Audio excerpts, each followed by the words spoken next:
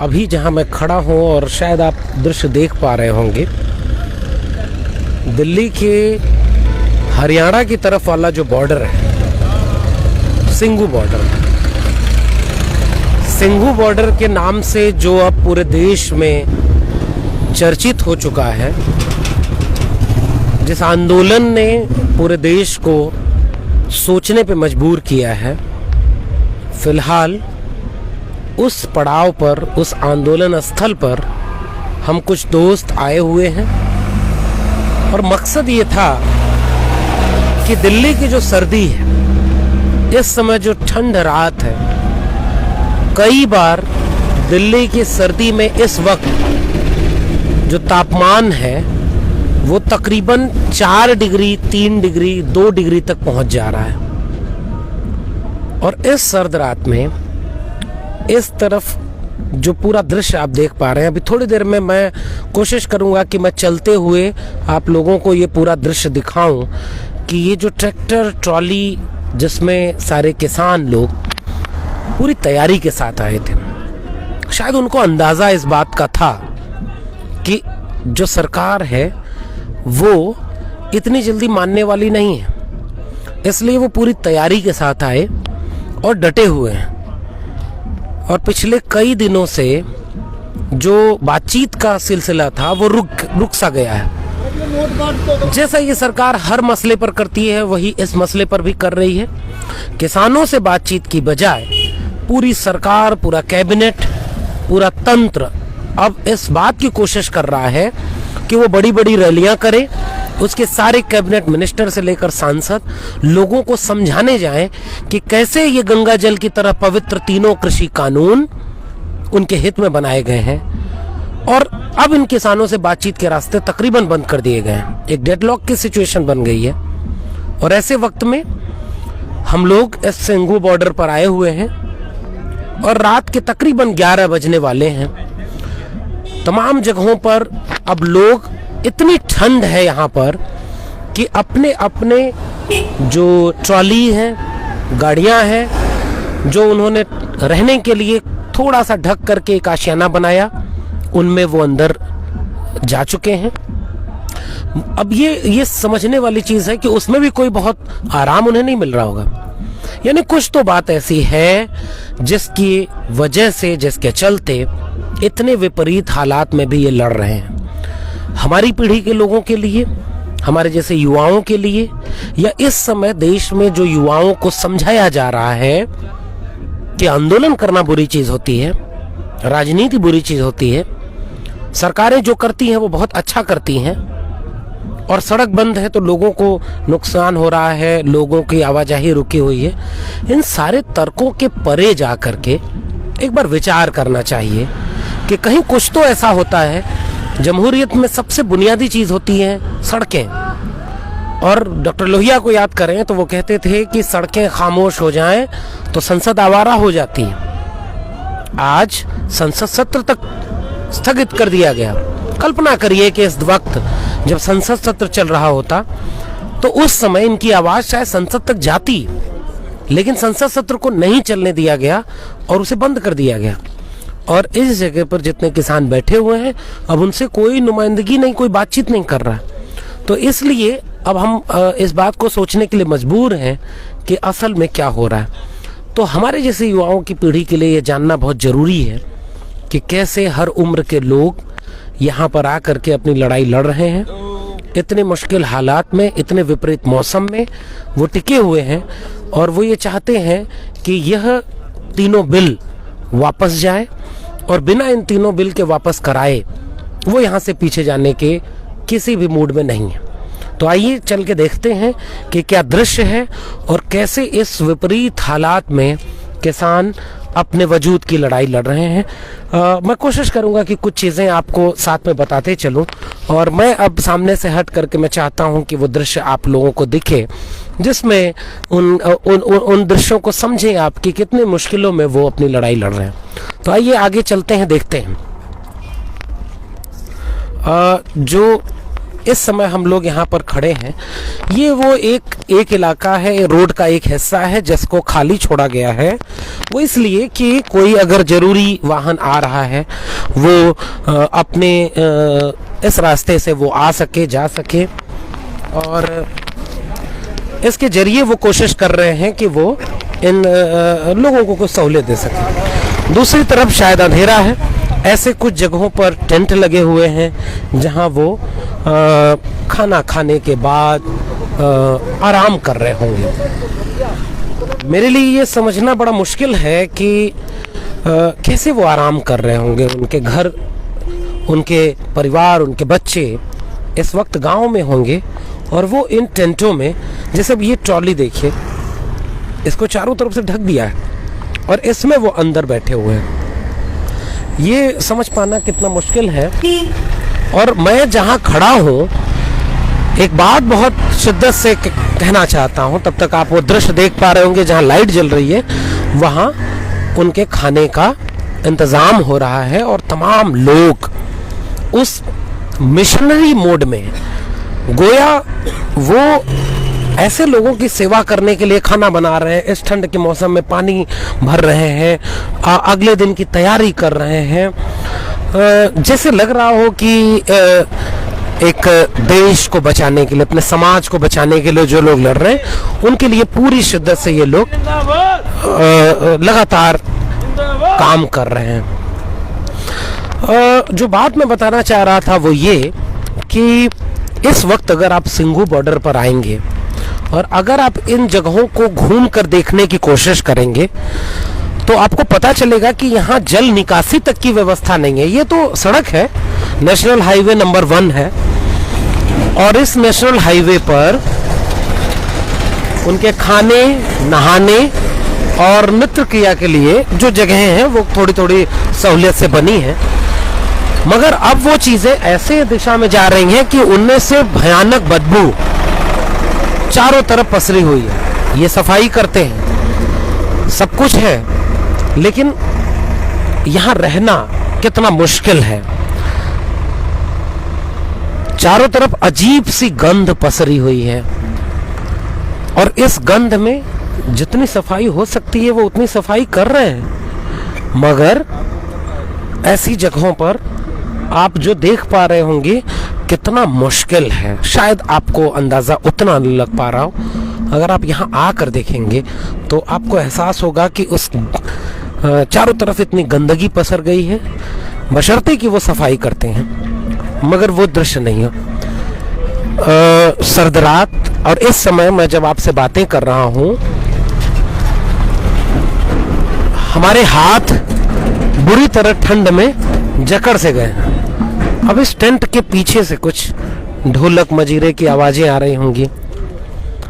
शायद वो लोग जो यहाँ पर बैठे हैं, वो लोग रात में किसी तरह से इस बात की कोशिश कर रहे हैं कि इस अपने पूरे लड़ाई को, ये खाने के सामान रखे हुए हैं, अगले दिन की तैयारी है, और आप देख पा रहे होंगे कि कैसे मनोरंजन करते हुए ये लोग यहाँ पर खाते पीते लड़ाई लड़ रहे हैं, कोशिश कर रहे हैं लड़ाई लड़ने की।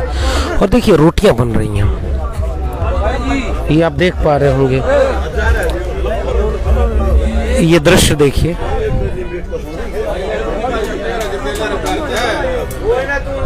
यहाँ एक ढोलक है, हारमोनियम है, और मैं कोशिश करूंगा कि मैं वो दृश्य भी दिखा सकूं।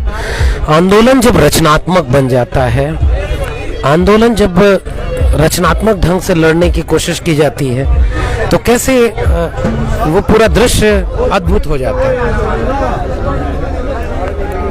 शायद वो लोग शुरू करेंगे तो आप सुन पाएंगे।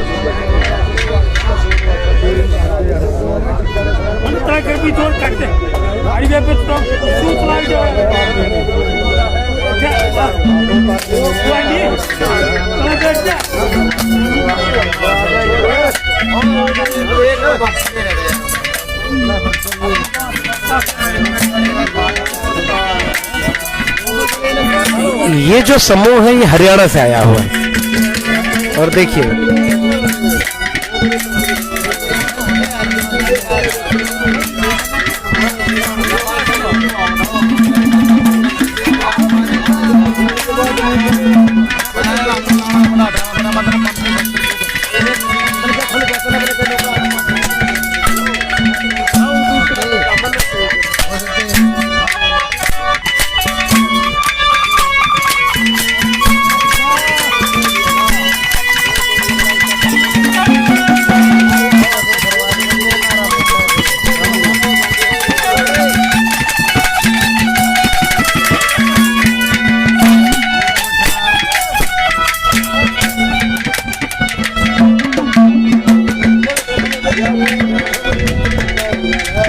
ये एक छोटा सा इस बात का नमूना, इस बात का प्रतीक कि कैसे एक आंदोलन रचनात्मक बन जाता है। छोटे छोटे समूह हैं, लोग बैठे हुए हैं और आप इस दृश्य को देख करके इस बात का अंदाज़ा लगा सकते हैं। मैं कोशिश करता हूं कि अगर इधर से निकलने का रास्ता हो तो मैं अपने कैमरे की लाइट ऑन करके आपको कुछ दिखा पाऊं। मैं ये बात नहीं समझ पाता कि वाकई कोई जश्न मनाने जैसी स्थितियां होंगी कि वो लोग गा रहे हैं, झूम रहे हैं। अब जैसे ये पूरा दृश्य आप देख रहे हैं, किस तरह से एक ओट ली गई है कि इस सर्द मौसम में, और मैंने जैसे पहले भी बताया कि कल रात का तापमान दिल्ली का 3 डिग्री था और ये पर्दा जैसी चीज लगी हुई है ट्रॉली के पीछे, जिसमें वो लोग रुक रहे हैं और ठंड से बचने की कोशिश कर रहे हैं। और यहाँ जो जितनी महक है, जितना यहाँ पर बदबू है, क्योंकि तकरीबन तीसरा हफ्ता पूरा होने वाला है, 3 हफ्ते हो चुके हैं और सड़क के इस किनारे ये पूरा दृश्य आप देख पा रहे होंगे कि ये जमे हुए हैं। शायद आज संसद चल रही होती, संसद का जो सत्र है वो शुरू हुआ होता, इनकी आवाज़ शायद संसद में गूंजती, इनसे बात करने के लिए सरकारें फिर से कोशिश करती तो कुछ रास्ता निकलता। लेकिन यह दृश्य देखिए, कितनी मुश्किल से वो ठंड से बचने के लिए यहाँ पर जिस ट्रॉली में आए हैं उसी से ढके हुए हैं कि वो बच सके। पतले पतले कपड़े, पतली पतली चीज़ें। तो मैं बार बार एक चीज़ समझने की और आप लोगों से भी साझा करने की कोशिश कर रहा हूँ कि हमारी पीढ़ी के युवा जो शायद इस दृश्य को देख रहे होंगे, वो लोग एक बात को गहराई से समझें कि यह जो लड़ाई चल रही है, यह लड़ाई इस मायने में तो अलहदा है ही कि किसान लड़ रहे हैं, किसानों के वजूद की लड़ाई है, मगर इसे इस रूप में भी देखना और समझना चाहिए कि एक जन आंदोलन बड़ी मुश्किल से खड़ा होता है, वो भी उस दौर में जिस दौर में ऐसी ही सर्द रात थी और ऐसी ही रात को हम लोग शाहीन बाग और तमाम शाहीन बाग जो देश भर में बने थे वहां पर जाते थे। वो लोग भी अपने वजूद की लड़ाई लड़ रहे थे और आज किसान लड़ रहे हैं। तो किसानों के इस जज्बे को, किसानों के इस वजूद की लड़ाई को हमारी पीढ़ी के युवाओं को इस रूप में लेना चाहिए कि एक जन आंदोलन कितनी मुश्किल से खड़ा हो पाता है, कितने मुश्किल से एक जिद पैदा होती है, एक जुनून पैदा होता है कि नहीं हमें लड़ना है। हार जीत तो बाद की बात है, हम तो ये चाहेंगे, देखिए एक पर्दा लगा है, केवल उस पर्दे से इसके अंदर बैठे लोग रुके। हार जीत तो बाद की बात है। मुझे लगता है कि उस लड़ाई के अपने तरीके, लड़ाई के जुनून, पीछे न हटने की जिद, इन सब से लोकतंत्र में जो मजबूती आती है, हर तबके के भीतर एक आत्मविश्वास आता है कि कल को अगर हमारे ऊपर हमला हो, छात्रों के ऊपर हमला हो, शिक्षकों के ऊपर हमला हो, तो हमें भी ऐसे लड़ना पड़ेगा और सरकारों को झुकना पड़ता है। तो ऐसे दृश्य आपको लगातार मिलेंगे और इस बात की कोशिश है ये कि इस तरह की लड़ाइयाँ कैसे एक जमहूरियत को, लोकतंत्र के वजूद को बचाती हैं, उन्हें मजबूत करती हैं। और कई बार आप किसी पार्टी के समर्थक हो सकते हैं, आप किसी विचारधारा के समर्थक हो सकते हैं जिसमें शायद आपको ये लग रहा हो कि ये सारे लोग राजनीतिक हैं और ये गलत कर रहे हैं, लेकिन मेरे हिसाब से एक बार ठहर कर विचार करना चाहिए कि लड़ाइयाँ बड़ी मुश्किल से खड़ी होती हैं, उनके भीतर जो सकारात्मकता है, उनके भीतर जो तेवर है लोकतंत्र को बचाने का, जनता के पक्ष में खड़े होकर जनता की आवाज़ को बुलंद करने का, उसे सैल्यूट करना चाहिए।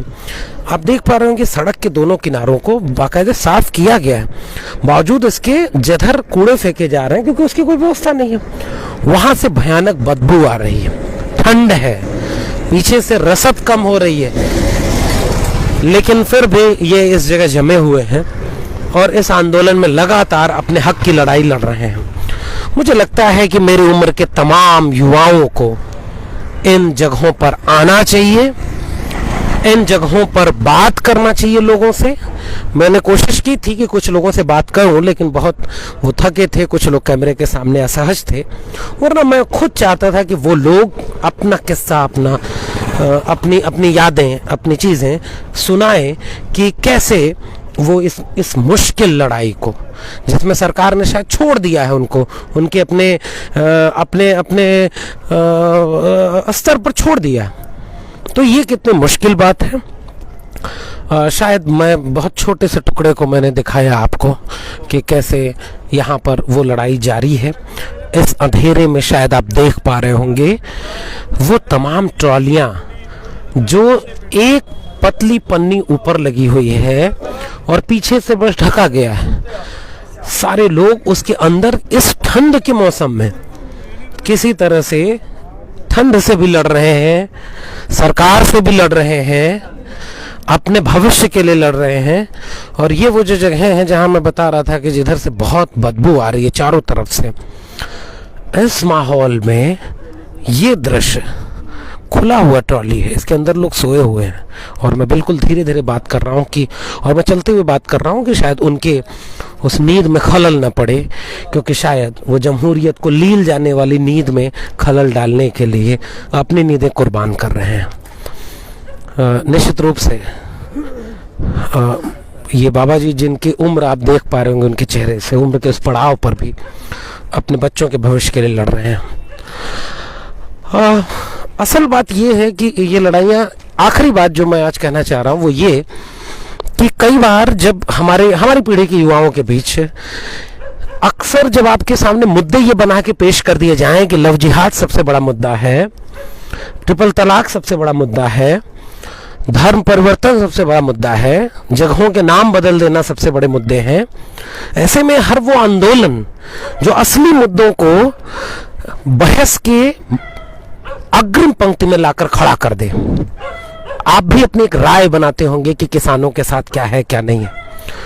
मेरा ये सवाल है और इस सवाल के साथ मैं आपको छोड़े जा रहा हूं, इन दृश्यों के साथ छोड़े जा रहा हूं। इस सवाल पर विचार करिएगा, अगर यह आंदोलन न होता, अगर ये इतना मजबूत प्रतिरोध न होता, ठंड में ऐसे ट्रैक्टर ट्रॉलियां एक सामान्य सी पॉलिथीन के नीचे अगर ये बैठकर यहाँ लड़ाई न लड़ रहे होते, तो क्या सरकारें वो भी प्रावधान करने को सोच पाती जिसके लिए उन्होंने कहा कि हम आपकी 3-4 मांगे मान लेते हैं, हम एमएसपी पर एक रिटर्न चीज लगा देंगे, हाँ आपका जमीन बिकेगा नहीं, इसको लिख देंगे।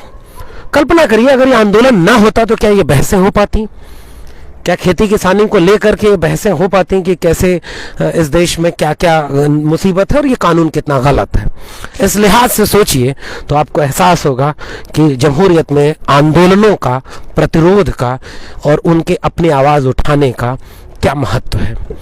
तो बहुत शुक्रिया, काफ़ी वक्त है और मैं बहुत छोटा सा दृश्य दिखा रहा हूँ वो एक हिस्से का। और रात में ये कोशिश थी कि उस संघर्ष को दिखा सके जो इस विपरीत मौसम में ये लोग कर रहे हैं। ये गुरुद्वारा प्रबंध कमेटी दिल्ली का वो लंगर है जो सारी रात चलता है और ये लड़ाई है। और जाते जाते बस ये विचार करिएगा, अगर आंदोलन न होता तो गंगा जल की तरफ पवित्र कहा जाने वाला यह कानून, इस पर सरकार फिर से विचार करने को मजबूर न होती और फिर शायद इस पर बहस ही नहीं होती कि इस देश के असली मुद्दे क्या हैं। सोचिएगा, विचार कीजिएगा और खासकर मेरी पीढ़ी के वे युवा जिन्हें शायद एहसास नहीं हो पा रहा है। हमारी पीढ़ी के युवाओं ने शायद वो पुराने ताऊ देवीलाल के, चौधरी महेंद्र सिंह टिकैत के, चौधरी चरण सिंह के किसान आंदोलन नहीं देखे हैं। मुझे लगता है कि इस जगह पर बार बार आना चाहिए, इनसे बातें करनी चाहिए। और जाते जाते बस आपसे यही अपील करूँगा कि अगर आपके पास, छोड़ दीजिए कुछ देर के लिए विचारधारा क्या है, छोड़ दीजिए कि आप क्या राय रखते हैं, कृषि विशेषज्ञ हम भी नहीं हैं, हमें भी नहीं पता हम, लेकिन इन आंदोलनों के चलते इतना मजबूर हुए कि हमें पढ़ने का मौका मिले, हमने लेख पढ़े, हमने सरकार के 3 ड्राफ्ट पढ़े, इन आंदोलनों में आके लोगों से बातें की, तब जो चीज़ समझ में आती है वो ये समझ में आती है कि संसद में चंद 500 लोग बैठकर, उस 500 में भी सारे लोग नहीं, 300 लोग मुश्किल से बैठकर करोड़ों लोगों के जीवन का फैसला कर रहे हैं। और जो लोग जिनके लिए वो नीतियां बना रहे हैं उनसे कोई बातचीत नहीं है। वो इस ठंड के मौसम में ऐसी सड़क पर खड़े होकर के अपने वजूद की लड़ाई लड़ रहे हैं और उनसे कोई बातचीत नहीं है। सरकार ये कह रही है कि ये कानून बहुत अच्छे हैं, तो एक बार इनके बीच में आना चाहिए और इनसे बात करनी चाहिए, इनकी बातें माननी चाहिए। आप नीतियां जिनके लिए बना रहे हैं वो कह रहे हैं हमें नहीं चाहिए, हम इसका विरोध कर रहे हैं, आप जबरदस्ती उनके ऊपर ये नीतियां थोप रहे हैं। तो मैं अपनी उम्र के युवाओं से ये अपील करूंगा कि अगर आप इसे देख रहे हैं या बाद में इसे देखेंगे तो आप इन जगहों पर जरूर आइए और देखिए कि इस सर्द रात में इतने विपरीत माहौल में ये लड़ रहे हैं, केवल अपने लिए नहीं लड़ रहे हैं, अपने वजूद को बचाने के लिए लड़ रहे हैं। तो आप लोग कुछ कहना चाहते हैं तो मैं चाहूंगा कि आप लोग अपनी बात कहें कि इस ठंडी के मौसम में क्या मुश्किल हो रही है और आप क्या चाहते हैं। मुश्किल तो जी किसान बैठा है, बहन बेटियां बच्चे बैठे हैं, तो उनको बचाने के लिए मोदी जी को अपना जो 3 कानून है वापस लेने चाहिए। वो तो आप लोगों को क्या दिक्कतें आ रही हैं यहाँ पर? सर जी देखो, दिक्कतें तो कुछ नहीं है, बढ़िया खाना पीना, लंगर चल गया जी का, खुला है जी, कोई बात नहीं। बाकी जी दिक्कतें तो ये है सर, उन्होंने खुद देखना चाहिए कि भाई इतना ये जो इतने लोग बैठे हैं बिना बात के तो बैठे नहीं है, मतलब कुछ ना कुछ अपनी उम्मीद लेके ही आए हैं यहाँ पे, पर वो ये चीज़ नहीं समझ गए। उनको ये लगता है कि ये कभी इनको कह देते हैं खालिस्तानी है, कभी कह देते हैं कुछ हैं, कभी कह देते हैं कि ये तो यहाँ पे गुंडागर्दी करने आए हैं। क्या आप खुद बताओ, इतने जो सबको खिलाता है वो यहाँ गुंडागर्दी करेगा? अच्छा, मेरा एक सवाल है आपसे कि इतने आरोप लगते हैं तो कैसा लगता है कि मतलब हम एक अच्छे काम के लिए लड़ने आए हैं और हमारी चुनी हुई सरकार हमारे ऊपर ऐसे आरोप लगाती है? ये हमारी चुनी हुई सरकार नहीं है। जो किसान है वो उन्होंने बहुत कम ने बीजेपी को वोट दिया तो फिर ये सिर्फ कुछ बिजनेसमैन के लिए ही काम करती है सरकार, ये औरों के बारे में नहीं सोचती। जो अंबानी है, अडानी है, इनके बारे में ही सोचती है भैया। लेकिन जैसे अगर कोई नीति गलत बनाई गई तो उसका विरोध जनता करती है, तो जो विरोध कर रहा है उसके ऊपर इस तरह से हमले करना, इसको आप कैसे देखेंगे? हमले करना ये तो उनकी साजिश है, राजनीति कि इनको कैसे ना कैसे करके वापस भेजा जाए, इतना बड़ा आंदोलन ना बनने दिया जाए इसको। पर यह बन चुका है, हरियाणा पंजाब जैसे और भी स्टेट साथ में हैं। सरकार अब आप लोगों से बातचीत करने तक को लिए नहीं बुला रही है और वो अपने सांसदों मंत्रियों को उतार चुकी है पूरे देश में कि जाओ बड़ी बड़ी रैलियां करो और लोगों को समझाओ कि बहुत अच्छा कानून है। अब इस पर आपकी क्या प्रतिक्रिया होगी? क्या लगता है सर, बीजेपी से आ जाएगी? एक मिनट, बीजेपी का कोई मंत्री आ सकता है हरियाणा पंजाब? यहाँ नहीं आएगा, लेकिन बाकी जगह वो प्रचार कर रहे हैं। बाकी जगह भी नहीं है सर। अब लोग जागरूक, लोगों को पता लग गया, जिम्मेदारों को, कि ये हमारे लिए बहुत ज्यादा नुकसानदायक है, कहीं नहीं अब ये जा सकती, अब इनका रास्ता बंद हो चुका है। अगर इतनी ही है सर, कोई एक मंत्री कोई भी एक बार हरियाणा पंजाब में बीजेपी सरकार का आके दिखा दो, मान जाएंगे कि हाँ भाई है कुछ। बिल्कुल ठीक बात।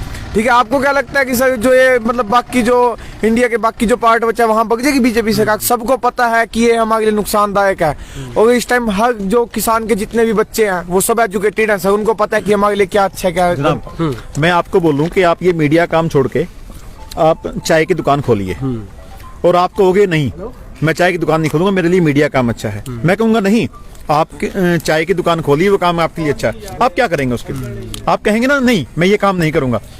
जो एक किसान खेत में खेती करता है, गेहूं उगाता है, अन्न उगाता है, धान लगाता है, उसको पता होता है ना उसकी प्रॉब्लम क्या है। मोदी जी को या इन प्रॉब्लम की इनको क्या पता? जो पॉलिटिशियन है उनको इस बात का पता नहीं है और वो बिना बात के, जैसे मैं आपके ऊपर थोप दूं कि आप चाय की दुकान करिए, वही काम किसानों के साथ हो रहा है। जैसे कुछ दिन पहले कहा गया ना कि नौकरी नहीं मिले तो पकौड़े बेचिए। पकौड़े बेचिए, वही बताइए पकौड़े बेच के इंसान कितना कमा लेगा? मोदी जी ने चाय बेची है तो एमए कहां से कर लिया, और एमए कर ली है तो चाय कहां से बेच ली? ये तो मतलब पागल बनाने वाली बात है। मोदी जी मान लेते हैं, प्लीज आपको पता है ये तो बात। प्लीज मोदी जी एक अच्छे मतलब कि हम मोटिवेटर तो हो सकते हैं लेकिन एक प्रधानमंत्री नहीं। सबसे गंदा प्रधानमंत्री अगर इंडिया के इतिहास में लिखा जाएगा तो वो मोदी होगा। हमारा तो एक ऐसा है जी, मंत्री लोग ना रजाई में बैठ कर मूंगफलियां तो खा सका जी, नहीं आएगा। ठीक है, पर उन्हें पता है भी यहाँ पेड्डे में मूंगफलियां ऊपर लगा के नीचा लगा। ठीक है जी, ये देखिए, आसान भाषा में कहूँ तो ये क्या कहना चाह रहे हैं कि मूंगफली खा सकते हैं, लेकिन उनको शायद ये पता ही नहीं है कि मूंगफली जमीन के नीचे उगती है या पेड़ पर फलती है। अब एक मिनट जी, इन्होंने क्या मुद्दा बना रखा कि यहाँ पे पिज्जा का लंगर चल गया, ये चल गया। एक बात में बताओ भाई साहब, जब हम उगा सका तो हम खा नहीं सकते। एग्जैक्टली है सही बात। या हम सारे ना देने वाले माना को तुम पिज्जा क्यों खाओ, क्यों भाई थारे वास्ते बने हो बिजनेसमैन, आप मतलब जो बड़े लोग हैं वहीं बैठ कर पिज्जा खा सका। ऐसा कुछ नहीं है भाई साहब, जब हम उगा रहे तो हम खाएंगे भी। बिल्कुल ठीक है। अच्छा, एक बार ये वही बात है कि जब तक हिटलर राज करता था सबको सही लगता था, बट मरने के बाद जो मतलब हिटलर के बाद सबको पता लगा कि गलत है। अब मोदी कर रहे हैं, अब तो लोगों को सही लग रहा है, बट इन फ्यूचर अब पता लगेगा कि ये इसकी कितनी मतलब जो ये ऑर्डिनेंस है, ये इसका क्या मूल्यांकन बाद में होगा। तो अभी आप क्या करते हैं, अपने बारे में थोड़ा सा बताइए ना। मैं एक प्लेयर हूँ, जूडो खेलता हूँ मैं, और स्टूडेंट हूँ। तो आप इस किसान आंदोलन में समर्थन में आए हैं, अपना काम छोड़ करके आप लोग। तो क्या क्या संदेश है अपनी उम्र के युवाओं को, आप क्या पैगाम देंगे? हम जी एक बात कहना चाहवा कि अगर जो आदमी यहाँ आ सकता है ना, ज्यादा से ज्यादा संख्या में पहुंचो, और हम यही चाहते हैं कि भाई इस सरकार को हम एक यही बात बताना चाहते हैं कि जो ये अपने तीनों काले कानून बनाए हैं इनको वापस ले लिया जाए तो वही अच्छा होगा। क्योंकि एक बात, सबसे पहले वहाँ शाम में ये सिस्टम लागू हुआ था, तो आज देख ले वहाँ क्या हाल है। आज देख ले वहाँ बड़े बड़े बिजनेसमैन आगा उनको वहाँ भाई चलो था ना, यहाँ नहीं इतना काम करना, उनको वहाँ नौकरों की तरह काम। अभी हम हरियाणा पंजाब में जितने भी ये जिग लगाने वाले आते हैं, ये कम से कम 8-10 किले के मालिक हैं। क्या बिहार में रेट क्या है? कुछ भी नहीं है। अब बिहार में ये 2006 में ही खत्म हो गया था। अभी वो देख लो ना अब क्या हो गया वहाँ। सही बात, वो किसान से मजदूर क्या हो गया। अब ये चाहते हैं कि जो ये हरियाणा पंजाब ये उठ गया है, इनको भी दबा दिया जाए कैसे भी करके। इनकी बस इन्हें तो जिम्मा गिट्टी पर गुंठा टेक रखा, अब हम दब देखो नहीं। सही बात। बस ये जो बिल हैं ये फॉरेन की पिटे हुए बिल्स हैं। अमेरिका क्या, कनाडा, इंग्लैंड जैसे यहाँ पे, तभी वो लोग इसके लिए प्रोटेस्ट कर रहे हैं। सही बात है, वो भी हमारे सपोर्ट में है। अच्छा कि हाँ ये सही है इनका आंदोलन बिल। तो हाँ, आप ना थैंक करना चाहेंगे सुप्रीम कोर्ट का कि जो सरकार की नीति थी 3 या 4 दिन पहले कि रात को लाइटें ऑफ करके किसानों के ऊपर अत्याचार किया जाए, लाठी चलाई जाए, गोली चलाई जाए, लेकिन सुप्रीम कोर्ट का थैंक्स है, उसका मतलब के एहसान मानते हैं, क्योंकि सबसे बड़ा वो है, धन्यवाद है उनका कि उन्होंने एफिडेविट लिया है सरकार से कि हम कुछ नहीं करेंगे। अदरवाइज ये किसानों को मार देते, और किसान हरियाणा में, पंजाब में जो लोग अच्छे कपड़े पहनते हैं, ये मोदी जी को और उनके जो मतलब मंत्रिमंडल है उनको अच्छा नहीं लग रहा कि ऐसा हो रहा है। क्योंकि बिहार में जो हमारे यहाँ पे 1888 या 1868 जो MSP है, हरियाणा पंजाब में बिक रहा है, बिहार में, यूपी में वही 800-900 में मिल रहा है। 900 में मिल रहा है, 1500 में तो यहाँ चावल मिल जाता है उनका। तो वो बेचारे गरीब आदमी बिहार का क्यों सुसाइड कर रहा है किसान? इसीलिए कर रहा है जी। और हम आप लोगों का धन्यवाद इसलिए करना चाहेंगे भाई साहब कि आप जो आपका मीडिया है, ये अगर ये ना होता तो जो नेशनल मीडिया है वो किसी भी बात को, हो सकता है ये बात तो मीडिया में आती ही नहीं। वो जो बिकाऊ मीडिया है वो आपके कारण, मोदी मीडिया जो है वो आपके कारण उन्होंने दिखाना शुरू किया है, अदरवाइज कोई दिखाता ही नहीं। हालांकि एक बात बताएं, हम लोग दिल्ली यूनिवर्सिटी के प्रोफेसर हैं, हम लोग मीडिया से नहीं है, लेकिन हमारे पेज पर आपको हजारों लोग देख रहे हैं। हम ये बताने आए हैं कि प्रोफेसर्स हैं, जो रिसर्चर हैं, वो भी आपके साथ खड़े हैं, क्योंकि कल को ये हमारे ऊपर आने वाला है। इसलिए आप प्रोफेसर हैं, माइसेल्फ डॉक्टर उदय सिंह, अच्छा, and farmer professor in DAV college Karnal, बताइए, इन मास कम्युनिकेशन। और आप किसानों के लिए लड़ रहे हैं? नहीं, मैं भी किसान हूँ, हम खेती करते हैं, हम किसानों के लिए नहीं अपने लड़ रहे हैं, हम हरियाणा पंजाब के लिए नहीं, पूरे भारत के किसानों के लड़ रहे हैं। मोदी जी बैठे हैं, और बीजेपी चाहती है कि मोदी जी एक ऐसे आदमी हैं कि इनका एक खौफ बन चुका है पूरे इंडिया में कि इनको दबना नहीं चाहिए, ये ऐसे हैं वैसे हैं। वो चीज एक मतलब कि अहम है उनका, और कुछ नहीं है। ये अहम की लड़ाई बन गई, अहम की लड़ाई बन गई है। और किसान बेचारा अहम की लड़ाई नहीं लड़ता जी, वो तो उसके पास तो 2 रोटी खाने के, मतलब 2 रोटी उगाता है, खाने के लिए वो नहीं है। हम मान लेते हैं 1% मान लेते हैं कि इन्होंने कानून लागू कर दिए, जो हरियाणा पंजाब या कोई भी किसान है, पूरे इंडिया का किसान है, वो अपना गेहूं और चावल अपने पूरे साल का तो इकट्ठा कर लेगा, रख लेगा बेचारा साल के लिए, मान लेते हैं। जो बड़ी बड़ी कंपनीज हैं, अडानी है, अदानी है, और अंबानी, ये क्या करेंगे? ये तो बड़े बड़े अपने स्टोर में स्टोर कर लेंगे उनको, जो हरियाणा और पंजाब में बन चुका है, ओवरऑल इंडिया बन चुका है, उसको कर लेंगे, स्टोर कर लेंगे। उसके बाद क्या होगा? हम तो अपना खा रहे हैं, किसान तो चलो अपनी रोटी खा लेगा, बेचारा नमक के साथ चटनी के साथ रोटी खा लेगा, लेकिन जो आप लोग प्रोफेसर हैं, जो नौकरी करने वाले हैं, वो कहाँ से मिलेगा?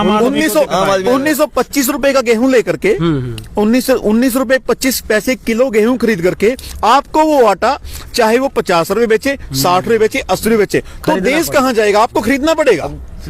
तो उसके लिए हम लोग एक चीज बताते हैं कि ये कह रहे हैं सरकारी मंडी बन रही है, बंद नहीं होगी, हम प्राइवेट खोल रहे हैं। तो सरकारी स्कूलों को भी तो बंद नहीं किया था, प्राइवेट खोल दिया, सरकारी बर्बाद हो गए। वैसे ही हॉस्पिटल सर वही तो बात है। सरकारी स्कूलों में आप ओवरऑल इंडिया के 90% सरकारी स्कूलों में सिर्फ गरीबों के बच्चे जिनके पास खाने पीने का नहीं है, सिर्फ वो जाते हैं, और वो भी इसलिए जाते हैं कि उनको वजीफा मिलता है, भोजन मिलता है और पैसे मिलते हैं, साइकिल मिलता है, किताब, सिर्फ इसलिए जाते हैं, अदरवाइज नहीं जाते। और आने वाले टाइम में यही हाल होगा मंडियों का, और जो उनकी प्राइवेट मंडियां हैं उनमें जाएंगे और लोग पीसेंगे और सरकारी बर्बाद हो जाएंगी, भारत बर्बाद हो जाएगा, सरकारी नहीं, देश बर्बाद हो जाएगा, देश बर्बाद हो जाएगा। सही बात। इसको बचाने के लिए जो लोग बैठे हैं आतंकवादी नहीं हैं। अगर हम आतंकवादी होते अब तक के यहाँ पे गोल फेंक करके, गोली चला करके दिल्ली जाने में क्या बड़ी बात है? दिल्ली जाने में ना तो पंजाब कम है तो ना ही हरियाणा कम है। सही बात है।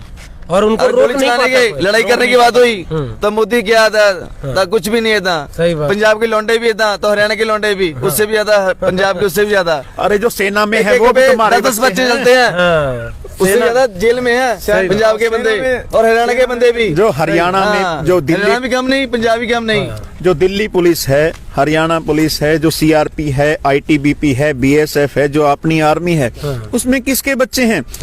अरे किसानों के बच्चे हैं। क्या आपने सुना है कभी कि हरियाणा के लोग शहादत देते हैं, यूपी के लोग, पंजाब के लोग शहादत देते हैं? ठीक है, गुजरात के, क्या आपने सुना है गुजरात की किसी की शहादत हुई हो?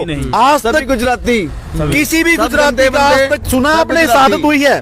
अरे ये पागल बना रहे हैं हमारे को भाई साहब, और कुछ नहीं है जनाब इसमें। सही बात है। देश को बचाना है तो सबको इकट्ठा होना है, सभी लोग। हाँ, उन्होंने इकट्ठा कर दिया हमें, पंजाब, ये बड़ी बात सभी स्टेट इकट्ठे कर दी। किसानों को, किसान मजदूर को इकट्ठा, नॉट किसान मजदूर को इकट्ठा कर दिया। अंदर से ना, वो अंदर से क्या बोलते हैं उस चीज को, वो आती है कि उनको शुक्रिया मोदी जी को, अगर वो इतना बुरा कानून न ले आते तो सारे लोग इकट्ठा होकर के लड़ने के लिए ना। बाबू को ज्यादा मदद ऐसे आदमी हर एक बंदे के लिए।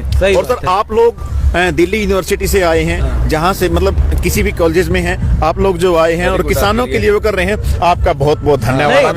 मैं एक बात कर रहा हूँ, जैसे हम लोग अपने लिए आ रहे हैं, क्योंकि जो आप बात बोले ना कि ये केवल किसानों के ऊपर नहीं, कल को हम लोगों के ऊपर भी यही होने वाला, तो हम अपने लिए भी आ रहे हैं कि हम साथ, हम तो अपने पेश से लोगों को दिखा रहे हैं कि देखिए रात में कैसे लगता है। हम ना आपको पता है क्या होना है, क्या करना है आपने। 19 रुपए गेहूं खरीद के चलो किसान अपना 1 साल का इकट्ठा कर लेगा, खा लेगा, लेकिन आप लोगों को वही आटा 50 रुपए, 60 रुपए, 80 मिलेगा, तो क्या होगा देश का? तो अडानी और अंबानी ही रह गए क्या देश में? बाकी देश तो कुछ नहीं है ना। आम जनता का क्या होगा? आम जनता तो बेचारी जनता है, वही उसका तो कुछ भी नहीं है। अब आप देखिए कि आप पढ़ाते भी हैं, डॉक्टर हैं, मतलब पीएचडी की है आपने? किया है सर मैंने। अच्छा, मास कम्युनिकेशन। रहने वाले हैं? कुरुक्षेत्र, हरियाणा से। हरियाणा से। जी। तो आप किसान आंदोलन में हैं और सर्द रात में जब मैंने बताया कि मैं दिल्ली यूनिवर्सिटी में पढ़ाता हूं, तो आप बारीकी समझिए कि इन लोगों को कहा जा रहा है, इन युवाओं को कहा जा रहा है कि ये आतंकवादी हैं, ये लोग नासमझ हैं, भटकाए हुए लोग हैं। ये आरोप लगाया जा रहा है कि इनको समझ नहीं है। इन्होंने एक बड़ा अच्छा सवाल पूछा कि उनको भी नहीं समझ है जो नीतियां बना रही हैं कि मूंगफली जमीन के अंदर उगती है कि ऊपर। उनसे पूछा जाए तो शायद नहीं बता पाएंगे। चाइना से भाई सब चावल आया था। हाँ, प्लास्टिक चावल। कितने दिन खा लिए फिर? सही खा लो, अंडा भी खा ले फिर। अंडा भी अंडा आया था, कितने दिन खाओगे? खा लो। जैसे एक बात ये पता क्या सोच गए हैं कि किसान को तो भागे, ठीक है, और भाई बाहर से एक्सपोर्ट से मंगाए, चावल मंगा ले, ये मंगा ले, वो मंगा ले, फिर मंगा लो ना, खाया तो था, चाइना का चौल नहीं खाया था, आ गया था मजा। सही बात। तो ये बारीकी समझिए जी। प्लीज जी, क्या है कि एक दिन पेट्रोलियम खत्म होना है, सब कुछ खत्म होना है, लेकिन हम जो आदमी जिंदा रहेगा वो किसके ऊपर जिंदा रहेगा? अनाज के ऊपर। बिल्कुल ठीक। अब इनकी नजर है हम किसान के ऊपर कि जितनी जो खेती है, सबसे बड़ा बिजनेस ये है, इसको अपने काबू किया जाए। अडानी और अंबानी का जो मेन फोकस है वो कृषि सेक्टर, एग्रीकल्चर सेक्टर के ऊपर है। मैं एक बात पूछना चाहता हूँ भाई, वो एग्रीकल्चर सेक्टर, भाई आदमी को खाने के लिए रोटी चाहिए, आप 1000 मतलब के 2000 रुपए 10,000 डेली कमा रहे हो, लेकिन आप उससे पेट नहीं भर सकते ना। पेट तो आपका खाने से भरेगा ना, गेहूं की रोटी खाने से, चावल खाने से, जो भी आप जो किसान की चीज है उसके खाने से भरेगा ना। 10,000 20,000 खाने का आप पेट नहीं भरेगा ना। सही बात जनाब, वो चीजें क्यों भूल जाते हैं। इंडिया में 80% से ऊपर अभी भी आज संसद में कह रहे हैं कि 80% 83% किसान हैं, 83% किसान हैं, तो उसके बावजूद जो भी कृषि मंत्री बनता है, जो भी वित्त मंत्री बनता है, वो क्यों भूल जाता है कि हमारे देश की जो इकोनॉमी है वो एग्रीकल्चर के ऊपर टिकी हुई है। भाई क्यों भूल जाता है वो मोदी गोदी में जाके बैठ जाता है, अडानी की, अंबानी की, उनका साथ क्यों देता है। समझने वाली बात इसी में है, वो WTO में जाकर वहाँ समझौता किए हैं कि ये जो MSP आप देते हैं, इससे क्या होता है कि हम इससे नीचे खरीद नहीं पाते, तो MSP खत्म करो, मंडियां सरकारी खत्म करो, ताकि हम कम रेट में खरीदें और हम इस बिजनेस में आ जाएं। तो ये उनका मकसद है। जनाब, वही बताया ना कि बिजनेस जो है, सभी बिजनेस खत्म हो सकता है, लेकिन एग्रीकल्चर का बिजनेस खत्म नहीं हो सकता। आदमी को खाने के लिए रोटी तो चाहिए ही चाहिए, चाहे वो मोदी जी हैं, चाहे वो एक चपड़ासी है, चाहे मजदूर है, चाहे किसान है, कोई भी है, रोटी से पेट भरेगा, बातों से पेट नहीं भरेगा। ठीक है जी। आप MSP को खत्म करके और आप अडानी को, अंबानी को करके, भाई साहब मैं आपसे पूछना चाहता हूँ, जो फोटोज आते हैं मोदी जी नीता अंबानी को ऐसे पकड़े हुए हैं, ठीक है, और अंबानी जी ऐसे हाथ करें, भाई साहब इससे बुरा प्रधानमंत्री या इससे ज्यादा बेइज्जती प्रधानमंत्री की हो ही नहीं सकती। ना कभी पहले हुई है, ना कभी हुई है, ना कभी होगी। मतलब कि सेम यार, कुछ तो इज्जत रखो प्रधानमंत्री पद की। वो मनमोहन जी का एक वो फोटो आया था कि इतना चुप तो मैं भी नहीं रहा था जितना अडानी के, अंबानी के ऊपर मोदी जी रह रहे हैं। भौंक मतलब बोलना हम भौंकना नहीं कह सकते, हमारे प्रधानमंत्री जी हैं। ठीक है, क्योंकि वो हमारे सम्मान है, हमारे प्रधानमंत्री। जहाँ गलत है वहाँ विरोध करें। बिल्कुल ठीक है कि इसमें कुछ चीजें अच्छी होंगी तीनों कृषि कानूनों में, लेकिन अभी कह रहे हैं कि पहले बिल्कुल बढ़िया था किसानों, हम अभी उनके लिए संशोधन करने को तैयार हैं। संशोधन करने को तैयार क्यों हैं भाई? क्योंकि आप अच्छा था, सब अच्छा था, गंगा जल की तरह पवित्र था। सुनो, मोदी जी ने ये बात बिल्कुल गलत नहीं कही, क्योंकि मोदी जी को भी पता है कि गंगा कितनी पवित्र है। बहुत बारीक बातें हैं, आप लोग सुन रहे होंगे, समझ रहे होंगे कि जिनको कहा जा रहा है कि वो बरगलाए हुए लोग हैं, उनकी बातें सुनिए, उनके सवाल सुनिए। और सबसे खूबसूरत बात इस आंदोलन की ये मुझे लग रही है कि निजीकरण क्या होता है, सरकार की जिम्मेदारी क्या होनी चाहिए, जो जिम्मेदारी खत्म करके वो सब कुछ प्राइवेट हाथों में दे रही है, अंबानी अडानी। ये सवाल लोगों को समझ में आने लगा है कि सरकारें अगर सब कुछ बेच देंगी तो फिर क्या बचेगा। रेलवे इन्होंने बेच दी, एयरपोर्ट बेच दिए, और जैसे इन्होंने बोला कि पिज्जा दिख रहा है उनको, खा रहे हैं, पिज्जा तो दिख गया, जब जहर खाया वो नहीं दिखा उनको। बिल्कुल, बहुत बड़ी बात, जब जहर खाया तो वो नहीं दिखा उन्हें। कितने किसानों ने आत्महत्या की, और ये कभी आत्महत्या जिस देश में बहस न बन पा रही हो, जब अभी यहाँ पे भी हुई। और इससे दुखद बात क्या है, उन्होंने अपनी जान दे दी तब भी नहीं समझ में आया, तो अब लड़ने आए हैं तब आप उनको बदनाम कर रहे हैं। तो आप इन चेहरों को देखिए। अब जैसे मुकेश अंबानी का पोता हुआ है, तो वो अंबानी उधर चला गया, इधर उस पे आया नहीं गया दिल्ली ना, अंबानी सॉरी मोदी, नरेंद्र मोदी वहाँ चला गया अंबानी के उस पे। सही बात है। तो ये देखिए, हम जो इस आधी रात में इन लोगों से बातचीत हुई, बड़ा अच्छा लगा आप लोगों से। हम लोग चाहते हैं कि बातचीत करते हुए आगे जाएंगे, तो बहुत शुक्रिया, हम लोग फिर आएंगे, मिलेंगे। और जी सर एक छोटा सा वो है कि जैसे मान लो जो लोग बैठे हुए हैं, प्रधानमंत्री जी को चाहिए कि इन लोगों को, मतलब शादी होती है आदमी की, तो हम कहते हैं कांग्रेस को नकार दिया लोगों ने, 10 साल हो जाते हैं, हस्बैंड की और वाइफ की भी लड़ाई हो जाती है। ठीक है, कांग्रेस की, या मतलब मैं कांग्रेस का समर्थक या बीजेपी का या किसी और पार्टी का समर्थक नहीं हूँ, मैं समर्थक हूँ सच्चाई का।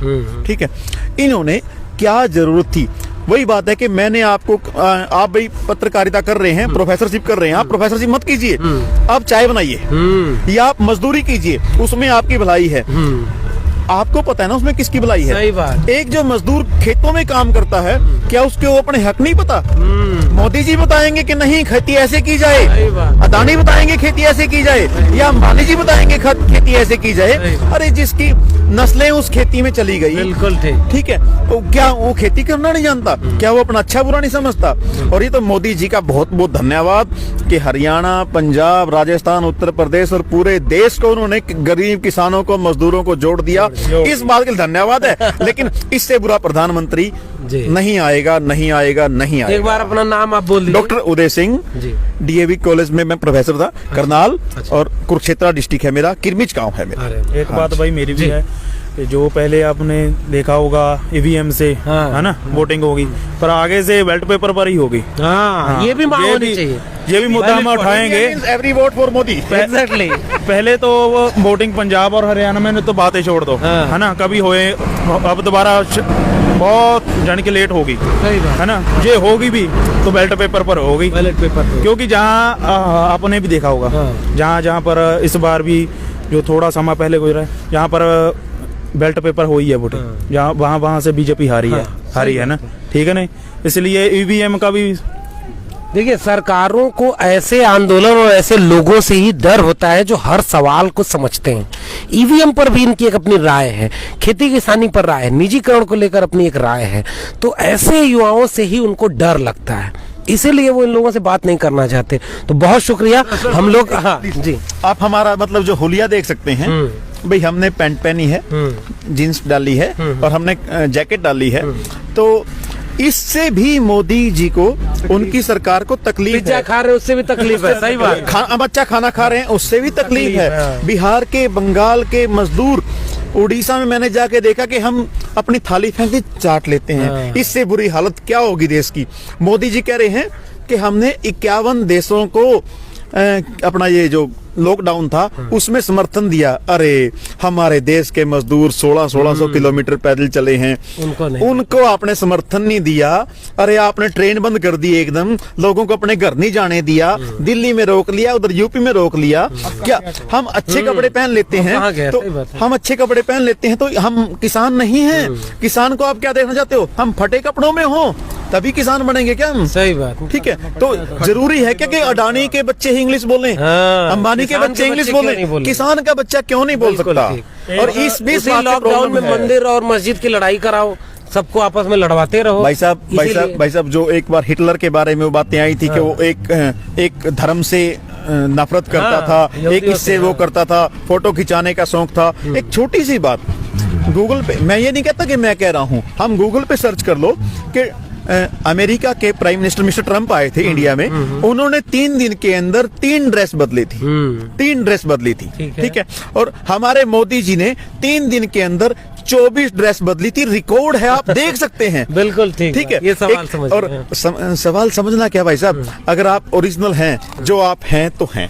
मैं डॉक्टर उदय सिंह हूँ तो हूँ, मैं इसमें भी डॉक्टर उदय सिंह हूँ। अगर मैं धोती कुर्ता पहन लेंगे तब भी उदय सिंह हूँ, और पजामे कुर्ते में उदय सिंह हूँ। क्या मैं इसमें ही डॉक्टर लगूंगा क्या? भाई साहब समझने की बात है, ये सोच का फर्क है कि सोच कितनी बड़ी है वो आप लोग देख ही रहे हो। और इस चीज के ऊपर कि लोग खाना अच्छा खा रहे हैं, अरे तुम्हें इस चीज से प्रॉब्लम है कि किसान अच्छा खाना खा रहा है? हम अपने घर से लेके आए हैं खाना, 6 महीने के लिए हम अपना राशन लेके आए हैं, आपको उससे प्रॉब्लम है? ये तो भाई साहब थैंक्स है सुप्रीम कोर्ट का कि उन्होंने दंगा करने से बचा दिया। नहीं तो मोदी सरकार इन किसानों के ऊपर दंगा करा करके, लाठी गोली चलवा करके ऐतिहासिक गलती करती, जो मतलब जिसका कोई पूरे देश के ऊपर उसका पूरा देश के ऊपर बुरा। चलिए बहुत शुक्रिया, फिर मिलेंगे, बहुत बहुत धन्यवाद। तो हाँ एक बार